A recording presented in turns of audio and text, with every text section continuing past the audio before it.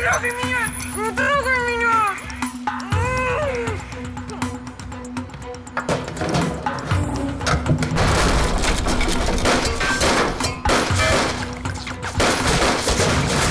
Она в реанимации. Ты думаешь, я не знаю?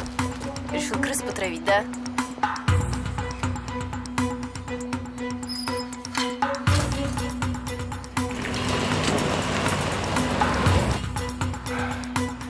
Я его пытался остановить, а он меня ударил. Узнаешь?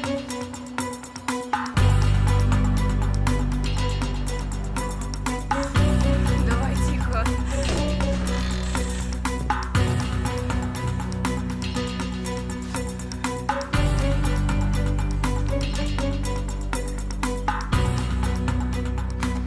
Воды, дайте воды. Ты видишь, ей плохо.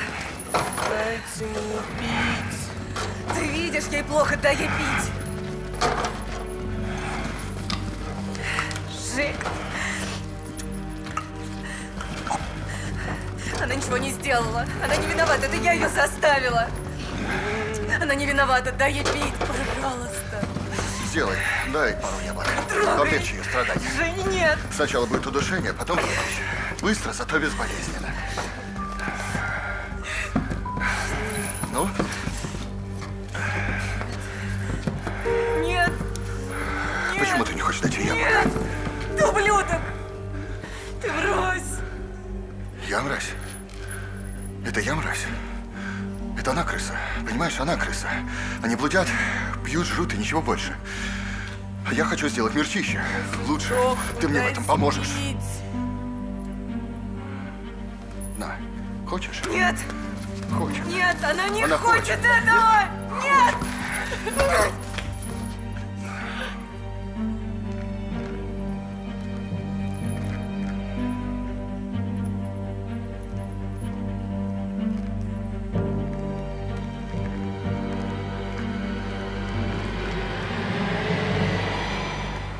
Что про Войтовича говорят? Приехал позавчера, пьяный в лоскуты. Как по дороге не разбился, один бог знает. Пьяных Бог бережет. Во сколько, который час, точно? Ну, соседи говорят, часов 10-11. Как приехал, так и заперся в бане. И с тех пор там и сидит. Еще 2 дня, что ли? Ну да. И что он там 2 дня делал? Пьет. Соседи говорят, что он как выпьет, буйным становится. Понятно. Ну, поехали. Он сейчас в бане с ружьем засел. Ты думаешь, Войтович и есть Крысолов? Не знаю, Серег. Пусть этим Федотов занимается, это его проблемы. Мы с тобой должны разыскать Аллу Рокунову. Пока никаких оснований, что она была в доме у Войтовича, нет. Может, она сбежала? Не думаю, Серег, не думаю. Понимаешь, он охотится за ними, выслеживает их и не оставляет работу на полдороге. Помнишь, эта девочка, Женя Стрельцова, ну, которая осталась жива, лежит в больнице под охраной. И что он делает? Он ищет новую жертву? Нет. Он подбрасывает нам фотографии, как бы давая понять, вот они, следующие жертвы, а сам идет в больницу за Женей. И знаешь, что я думаю? Дай бог, чтобы крысоловым оказался Войтович, потому что он сейчас в камере. Хорошо. Хорошо, предположим, что все это так. Тогда при чем здесь Алла Рокунова? Сереж, как при чем? Если бы она сбежала, он бы никогда не оставил ее в покое.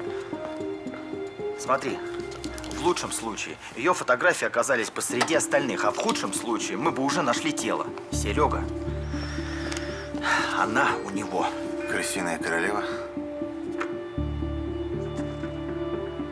Алла Рокунова, крысиная королева. Ему нужна коммуникация, чтобы кто-то его понял, поддержал его. Ну, кому бы он мог доверять? Именно. Да, кстати, ты проверил телефонную книжку по поводу Микаэлы Костиной? Нет, пока еще не до конца. Сережа, работай, работай.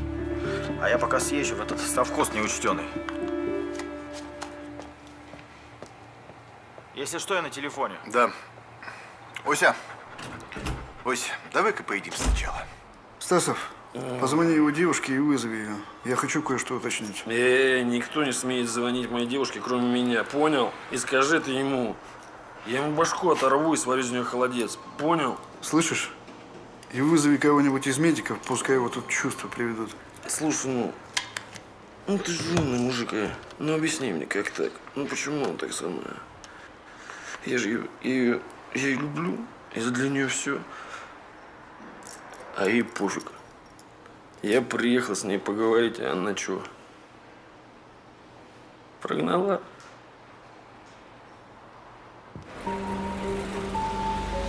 О! Привет, Здрасте. криминальные новости. По делу или как?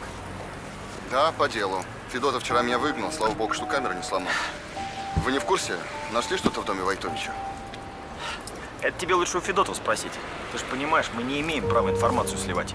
Понимаю, понимаю. Просто главный редактор ждал репортаж, так и не дождался. Сочувствую. Как голова? Спасибо, ничего. Че, тебя подвезти? А вы куда сейчас? Совхоз один проверить. А что там? Чего особенного? Яблоки. А можно мне с вами? Ну, просто у Войтовича репортаж не получился. Да хоть у вас что-то сниму. Ладно, садись.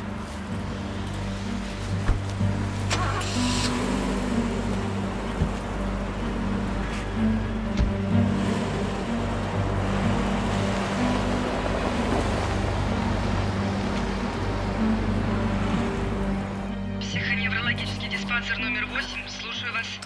Добрый день. Я звоню по просьбе Микаэлы Костиной. Вы просили ее связаться с вами. Костина? Минуточку. Это, наверное, Борис Аркадьевич ее искал. Вы трубочку не кладите, я его сейчас к телефону позову. Я поехал в больницу, чтобы поговорить с Оксаной. Я пытался ей дозвониться. Я вам говорил, она не отвечала. Игорь мне сказал, Пригорский? что... Да, Игорь Пригорский мне сказал, что она поехала в больницу. Скажите, пожалуйста, где вы были 28 июня с полуночи до 5 утра? На работе я был. Это 20 человек могут подтвердить. Странно. А ваши сотрудники показали, что с половины первого до 3 вас на кухне не было. Слушайте, я никого не убивал. Вы поймите. Я понимаю. Вы просто вспомните, где вы были и чем занимались. Да не помню я. Если бы я знал, что это произойдет, я бы всю ночь проторчал на кухне. Хорошо. Скажите мне, откуда у вас в доме появились вот эти вот фотографии? Мне самому интересно. А яд крысиный, который у вас хранился чуть ли не в промышленном объеме? Друг подогнал из санэпидемстанции. Он обрабатывал мне подвал в ресторане. Ваша девушка показала, что имело место быть жестокое обращение с вашей стороны. Слушайте, я сам все понимаю, я перегнул. Но вы поймите, ей это нравилось. Что у нас теперь, за ролевые игры сажают? Это что, запрещено законом, что ли? Да нет. У нас законом запрещено женщин убивать. Вот за это вот сажают.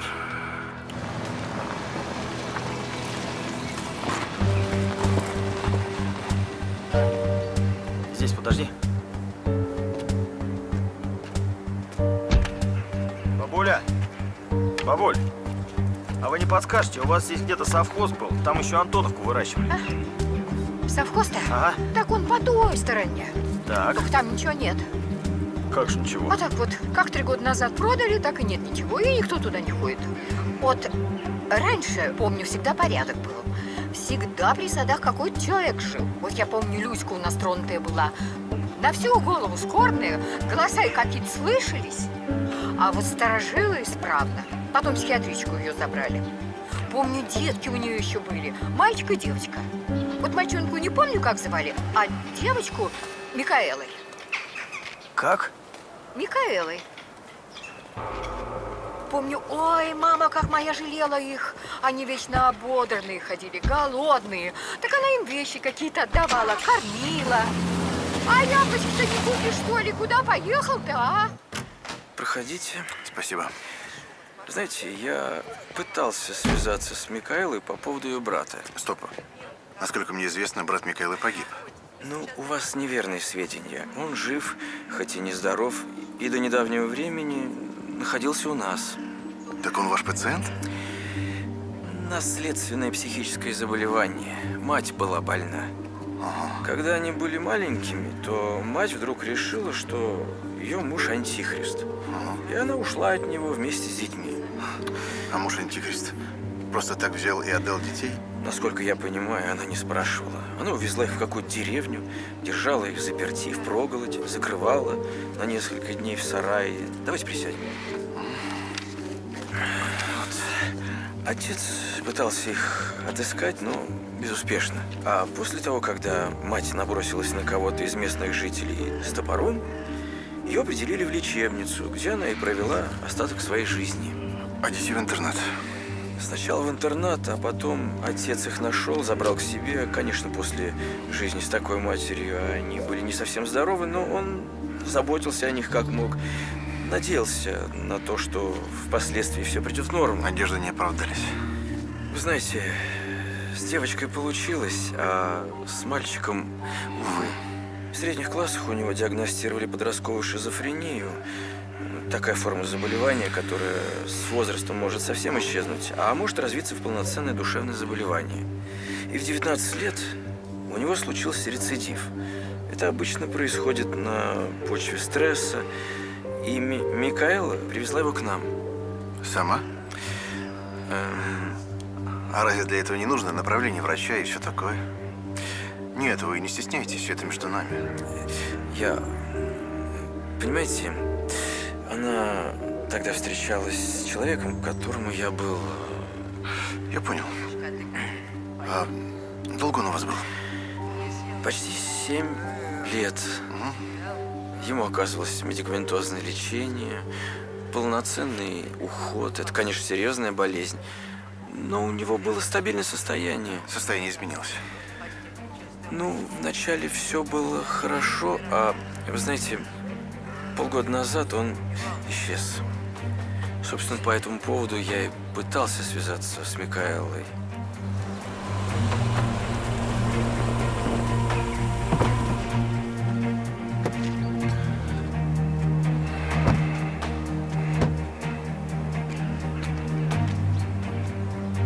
Так, походу, это здесь.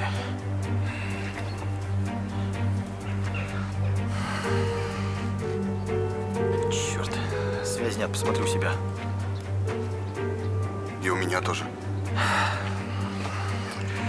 В общем так, Антон, давай сейчас дуй в поселок.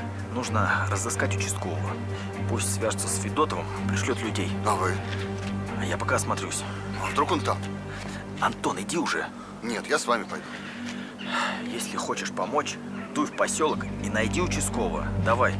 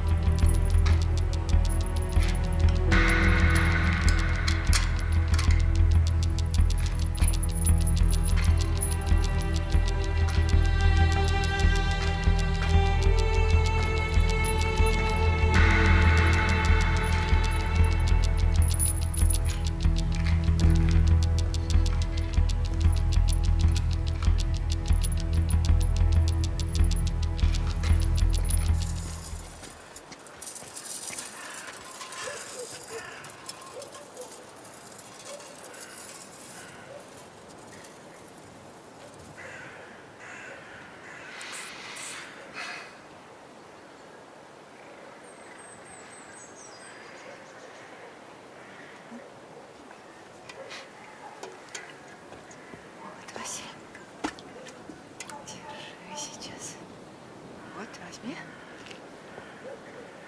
Клоняйся, зачерпни. Вот. Аккуратненько. Так, вот тут вот история его болезни.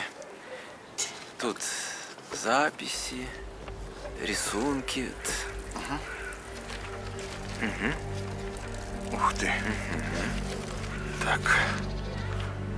Твари умные и игривы, но злобно несут чуму и гнилость, все заражая.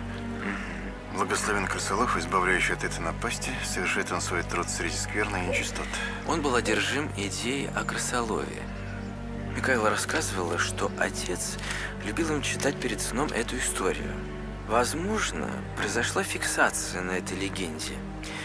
И впоследствии, когда болезнь стала прогрессировать, он стал отождествлять себя с этим крысоловом, и у него постепенно сформировалась навязчивая идея. Какая?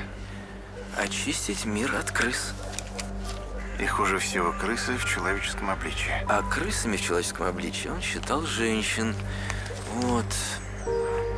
Женщин распутных, сеющих вокруг болезни, обман и несчастье, лживых и хитрых тварей. Тихо. Тихо, не бойтесь. Я пришел помочь. Его нет? Его здесь нет?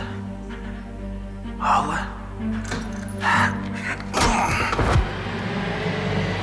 На фотографиях, которые нашли у Войтовича, не обнаружили никаких отпечатков пальцев.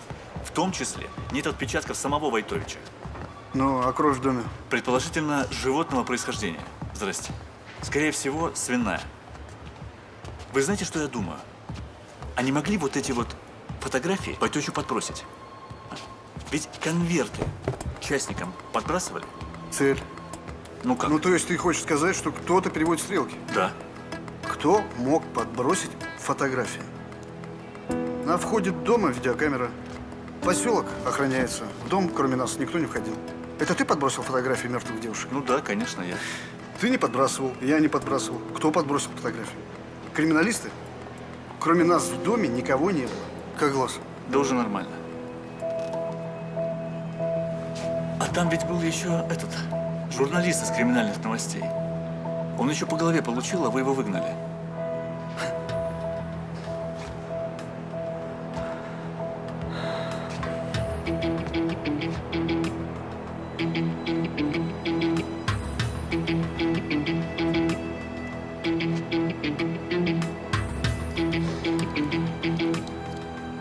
Это его история болезни, а вот и фотография брата Микаэлы Костиной.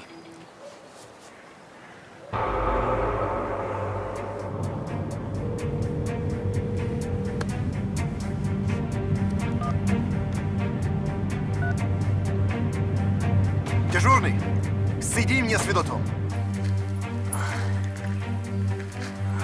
Как же ты меня разочаровал, Леша. Очень разочаровал.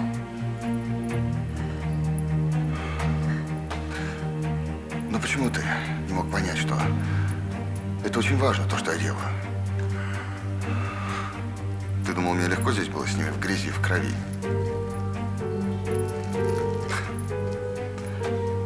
Я даже не думал, что придется тебя убивать.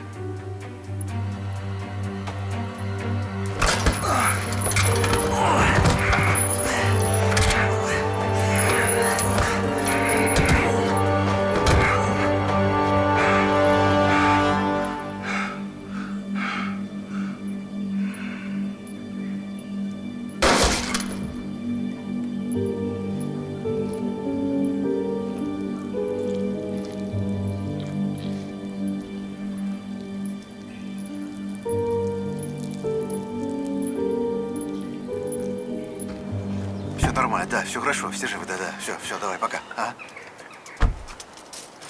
Ну как ты? Нормально.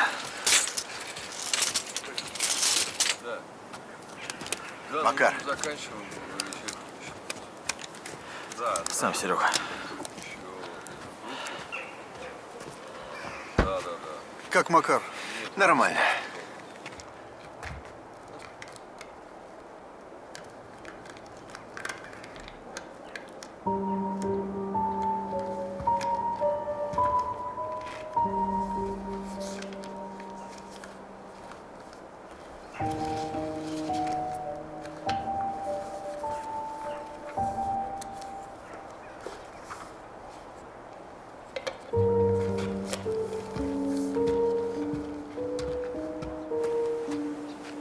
Ну-ка, пойдем.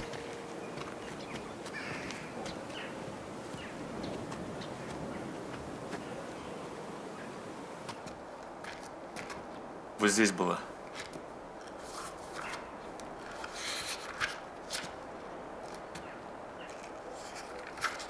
Стасов, подвал. Ну-ка за мной.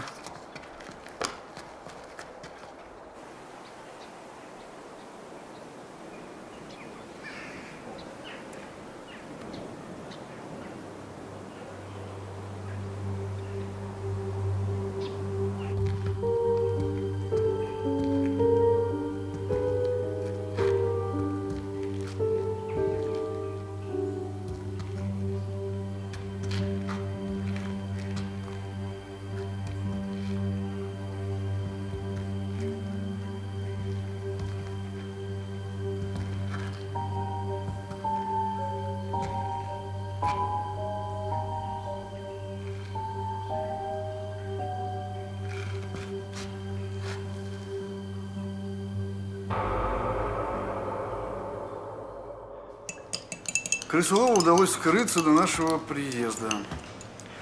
Машину бросил в промзоне по Ярославскому направлению.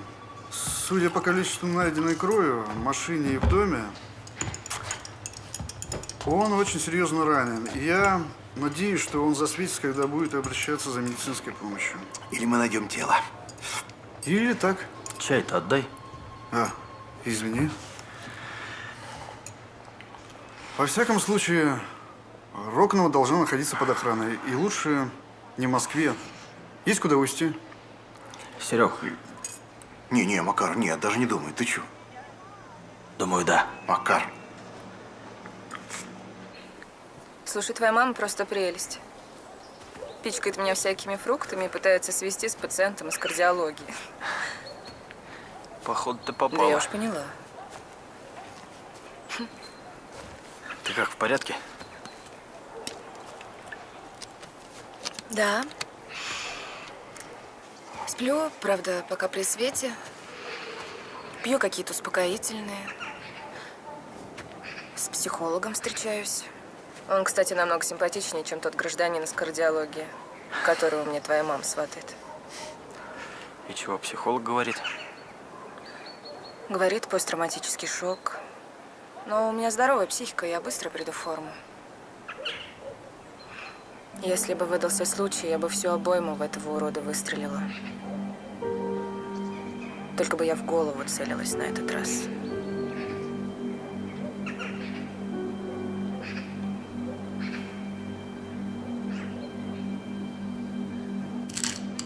В саду за домом, где он держал девушек, криминалисты обнаружили останки еще одной женщины. Личность установить удалось. Литманович Светлана. Некоторое время приятного аппетита. Спасибо. Работала с Костиной в одном модельном агентстве. Брат Костиной за Литманович ухаживал, но получил отворот-поворот. После этого через некоторое время Литманович исчезла. И в то же время, когда пропадает Литманович, Костина определяет своего брата в психиатрическую клинику. И я о том же. Соли мало.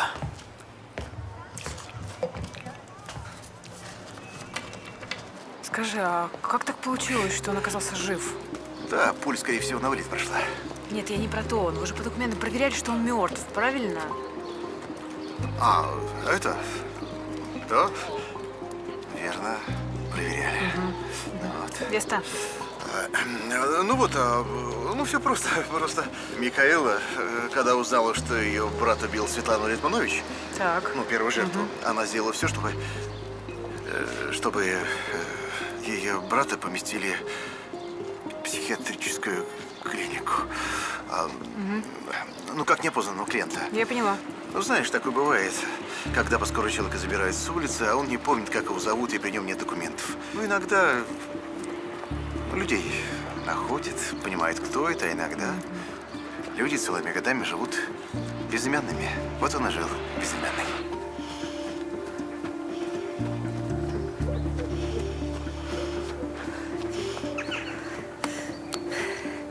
Отлично.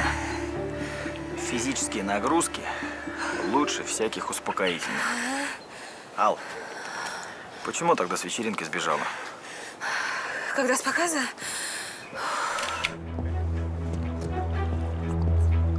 На показе я увидела Титова. закончится. Я испугалась.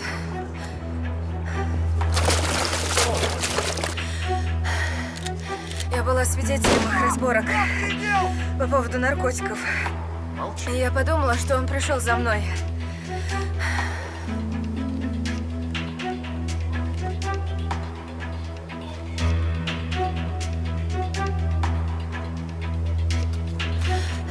Когда после показа я спустилась в гримерку, я нашла там Мику.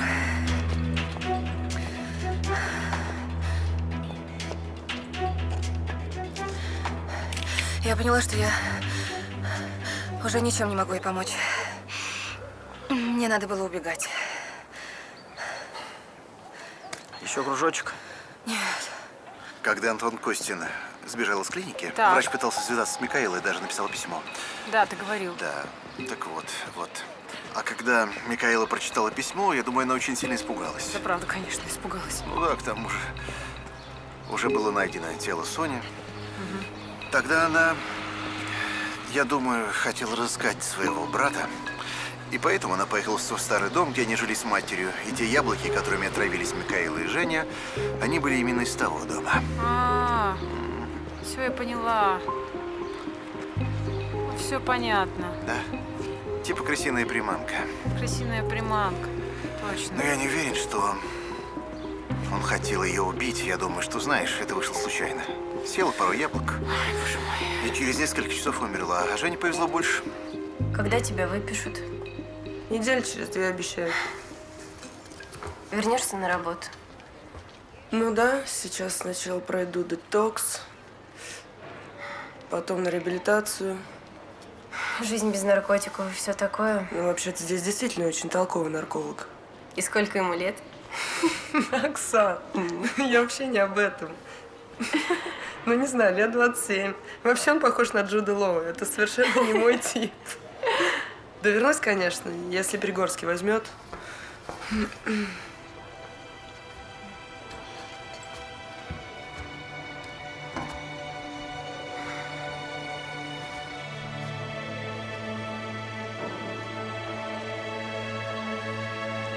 Да, конечно, возьмет.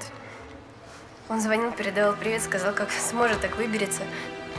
Вся же неделя высокой моды мечется, как угорелый. А ты давай не тормози.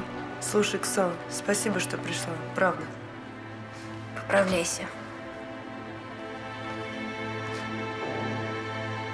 Да, когда, кстати, Антон Костин пришел на вечеринку, он хотел поговорить со своей сестрой. Ну, понятно, сделать ее крысиной королевой. Да, что-то в этом роде. Ну, знаешь, все-таки родная кровь. И все такое. Тем более она уже помогала ему в первом преступлении, не сдала полиции. А когда она умерла, решил найти себе новую помощницу. Да, Сволочь.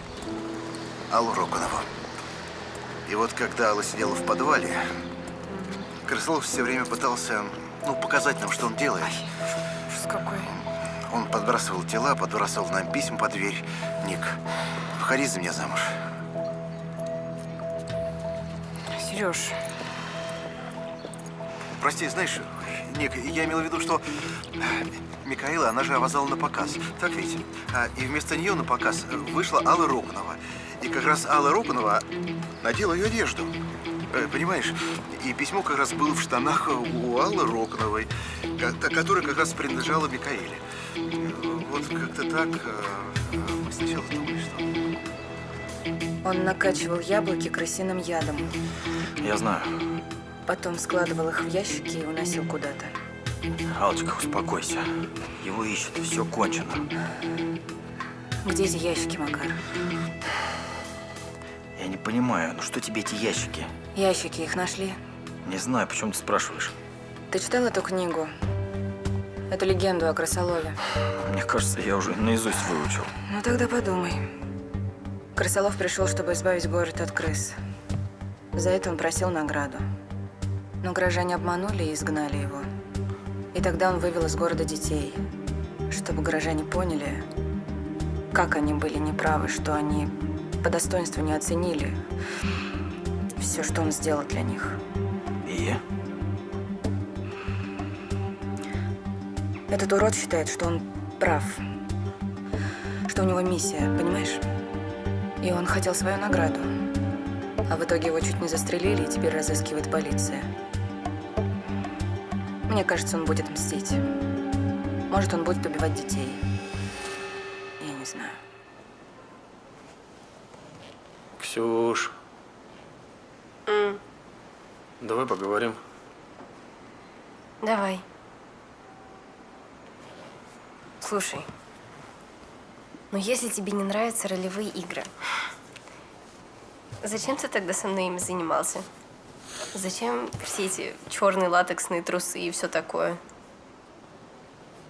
Я думал, тебе это нравится. И ты для меня старался? Ты вообще помнишь, как мы с тобой познакомились?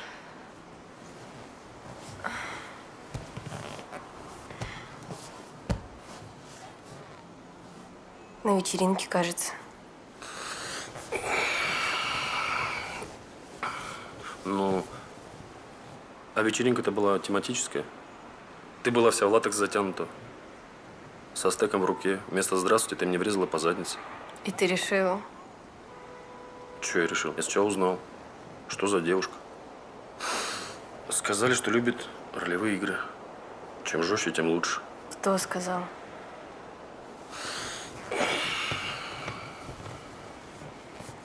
Твоя коллега, ну, которая умерла, Микаэла. Костина? Угу. Вот дура. А мертвых либо никак, либо хорошо. Ей что, своих мужиков мало было? А ты тоже рад стараться. Чем жестче, тем лучше.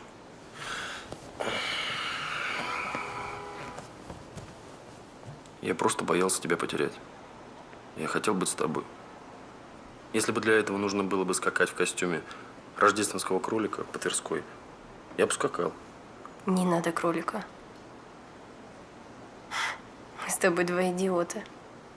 Я ведь тоже для тебя старалась.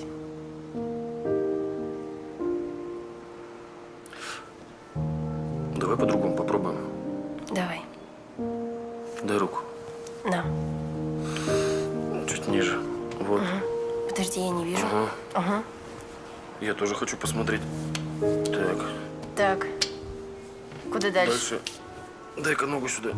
Давай. А я вот сюда, подожди. Давай. Нет, я не настолько гутоперчив в это время суток. Ага. Подожди минуту. Давай. Подожди. А вот так мне нравится. Да. Ну подожди ты, ну куда ты торопишься?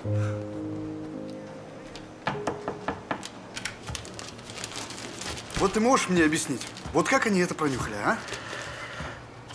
Наши источники сообщают, что Рокону, последняя жертва крысолова, которой удалось выжить, находится сейчас в подмосковном санатории. Быстро работают. Подожди, а о крысолове что, до сих пор никакой информации? Нет, если он жив, то он знает, где ее найти. А он захочет ее найти, потому что она его крысиная королева. Она предала его и должна быть наказана. И поэтому она должна уехать в другое место.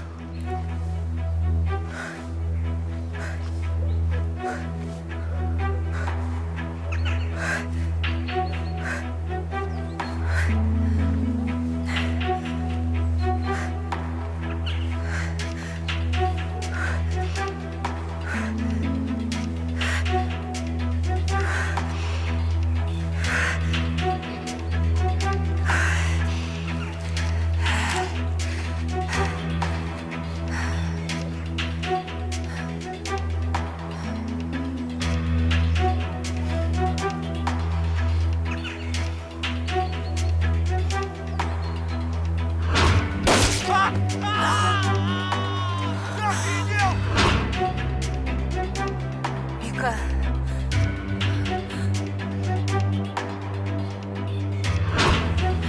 Я тебе наврала вчера. Прости. Поздно.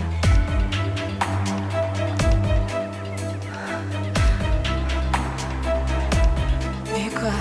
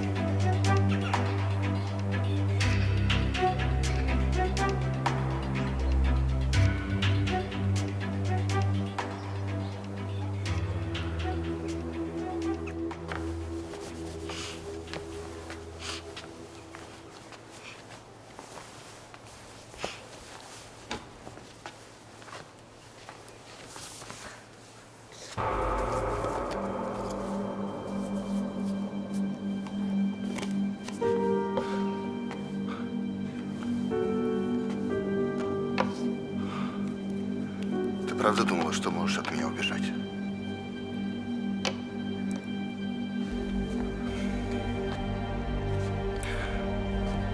Я же тебе поверил.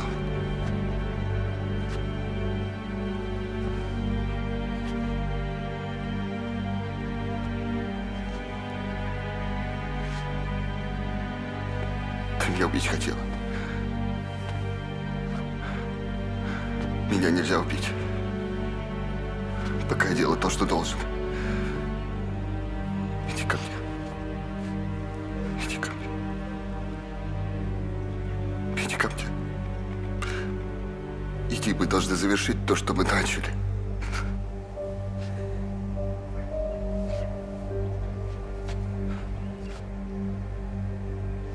Ты мне поможешь.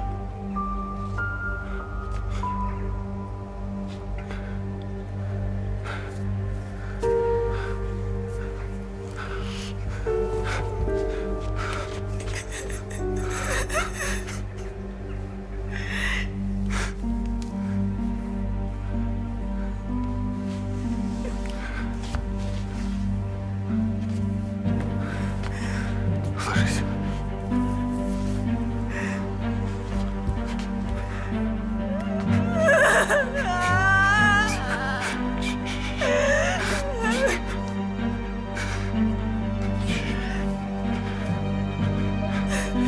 Тихо, тихо.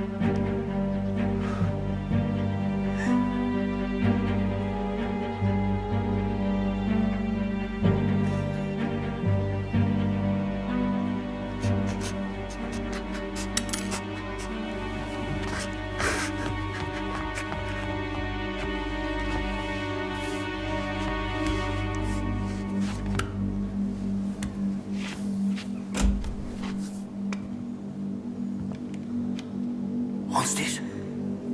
Ничего, все будет хорошо. Быстро назад! На пол! На пол, я сказал! Пистолет на пол, я сказал! Быстро! На пол! Тихо, тихо. На пол, на пол! Быстро на пол! На пол оружие, я сказал! На пол, сержант, на пол. Дивану! На пол! Руки за Тихо, голову! тихо, тихо. Успокойся. Заткнись! Быстро! Антош, успокойся. Давай поговорим, а? Не делай глупостей. Заткнись! Не делай глупостей, а? Антош, ты чего? Ты смотри, какой репортаж может получиться, а? Заткнись!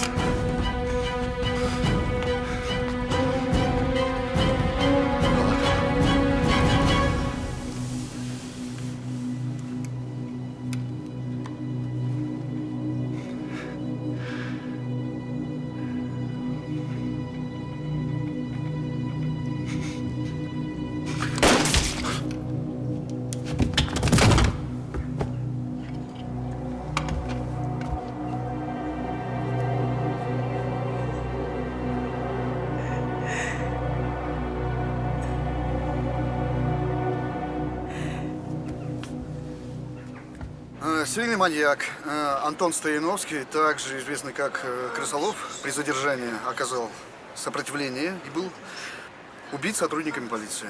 Ну, мне все. Спасибо. Майор Федоров, еще один вопрос. Майор Федоров, подождите. В общем, при нем нашли накладные. Ты была права по поводу яблок. Он рассылал их в детские дома. Ну, вроде благотворительной помощи. Слава богу, никто не пострадал.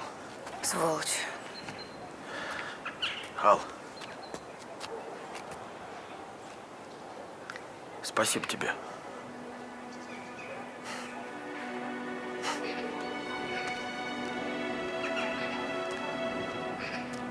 молодец.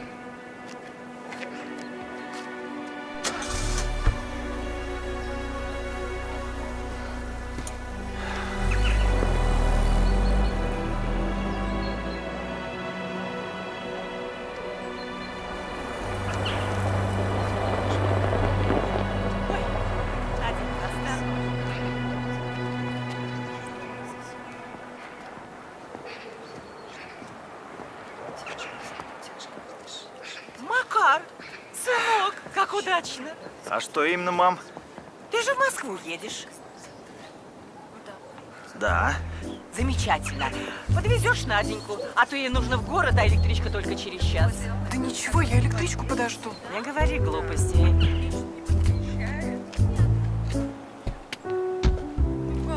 Надежда? Да, Поехали. спасибо.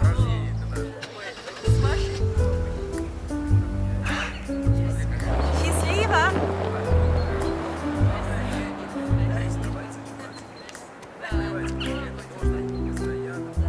Людмила Ивановна! Здравствуйте!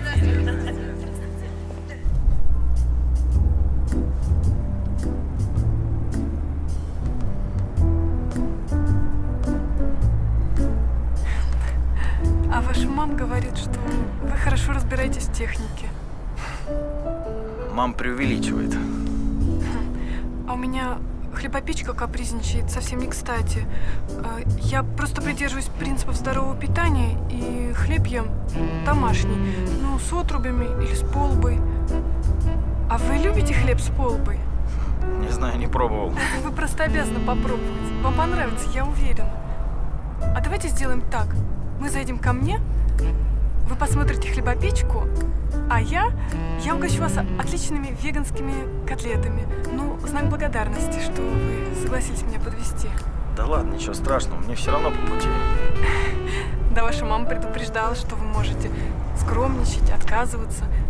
Так вот, послушайте, я запрещаю вам скромничать. Вы заедем ко мне, я накормлю вас ужином. Извините. Да, Илюшин слушает. Что, прям срочно? Через час. Хорошо, буду. Извините. Похоже, хлеб с полбой отменяется.